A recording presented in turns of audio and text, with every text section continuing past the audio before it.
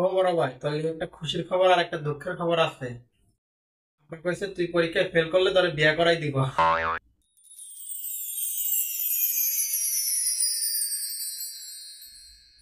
কিন্তু তুই তো পরীক্ষায় পাশ করছস।